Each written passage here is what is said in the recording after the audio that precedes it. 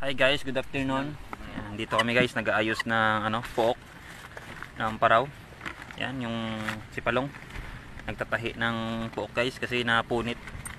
Tinatakpan yung punit para hindi malata. Hindi mahalata. Tsaka okay pa siya gamitin. Yan. Sobrang lakas ng hangin guys.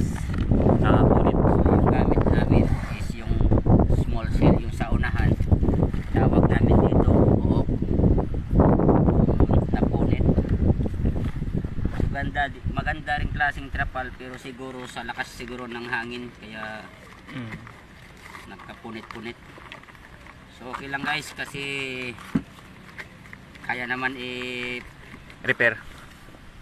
gawan ng paraan. Tsaka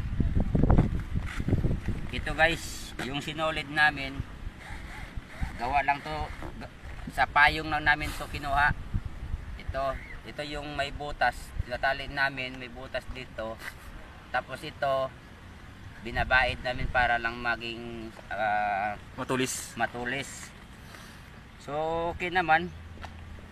Yan yung tinatawag namin na para-paraan lang. Pag hindi ka marunong sa diskarte, wala ka talaga. Talo ka.